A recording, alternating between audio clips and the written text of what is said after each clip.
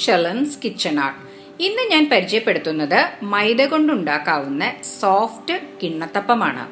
നിങ്ങൾക്ക് ഇഷ്ടപ്പെട്ടെങ്കിൽ ലൈക്ക് ചെയ്യാനും ഷെയർ ചെയ്യാനും സബ്സ്ക്രൈബ് ചെയ്യാനും സപ്പോർട്ട് ചെയ്യാനും മറക്കരുത്. തൊട്ടടുത്തുള്ള ബെൽ ഐക്കൺ പ്രസ് ചെയ്താലേ ഇനി ഞാൻ അടുത്തിടുന്ന വീഡിയോയുടെ നോട്ടിഫിക്കേഷൻ കിട്ടുകയുള്ളൂ. ഒരു സ്റ്റീൽ പാത്രത്തിലേക്ക് കുറച്ച് നെയ്യ് ചേർക്കാം. ഇനി നന്നായിട്ട് ഒന്ന് ഗ്രീസ് ചെയ്യാം. സൈഡിലൊക്കെ നന്നായിട്ടൊന്ന് ഗ്രീസ് ചെയ്തെടുക്കണം. ഇനി നമുക്കിത് മാറ്റി വെക്കാം. പാനിലേക്ക് 1 കപ്പ് മൈദ ചേർക്കാം.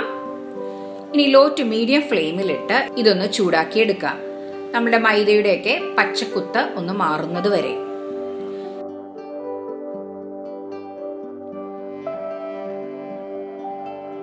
ഇപ്പോ 5 മിനിറ്റ് കഴിഞ്ഞു. നമ്മളുടെ മൈദ നന്നായി ചൂടായി വന്നിട്ടുണ്ട്. ഇനി നമുക്കിത് മാറ്റി വെക്കാം. ഒരു തേങ്ങ ചിരവി എടുത്തിട്ടുണ്ട്. മിക്സിയുടെ ജാറിലേക്ക് തേങ്ങ ചേർക്കാം. ഇനി അതിലേക്ക് 1.25 കപ്പ് വെള്ളം ഒഴിച്ച് നന്നായിട്ട് ഒന്ന് അടിച്ചെടുക്കാം. നല്ല കട്ടിയുള്ള 1/4 പാൽ ഇപ്പൊ കിട്ടിയിട്ടുണ്ട്. മിക്സിയുടെ ജാറിലേക്ക് തണുത്ത വറുത്ത മൈദ ചേർക്കാം. 1.25 കപ്പ് തേങ്ങാപ്പാൽ ചേർക്കാം. 1/4 കപ്പ് പഞ്ചസാര ചേർക്കാം. മധുരം ഓരോരുത്തരുടെ ആവശ്യത്തിനനുസരിച്ച് കൂട്ടുകയും കുറയ്ക്കുകയും ചെയ്യാം. 4 ഏലക്കായ്, 1 നുള്ള ഉപ്പ് ചേർത്ത് നന്നായിട്ടൊന്ന് അടിച്ചെടുക്കാം.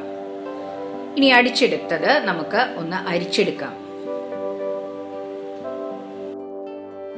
അരിച്ചെടുത്തിട്ടുണ്ട്. നേരത്തെ നമ്മൾ നെയ്യ് തടവിയ പാത്രത്തിലേക്ക് ഒഴിക്കാം.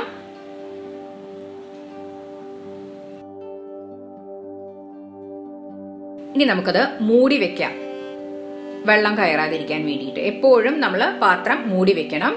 ഇനി സ്റ്റീമറിൽ അത്യാവശ്യം നല്ല വെള്ളം ഉണ്ടായിരിക്കണം. ഇനി അത് മൂടി വെച്ച് ഹൈ ഫ്ലെയിമിൽ ഒന്ന് വേവിക്കാം. ഇപ്പം ഹൈ ഫ്ലെയിമിൽ നന്നായി തിളച്ചു വന്നിട്ടുണ്ട്. ഇനി നമുക്കിത് മൂടി വെച്ച് ലോ ടു മീഡിയം ഫ്ലെയിമിലിട്ട് അരമണിക്കൂർ വേവിക്കാം.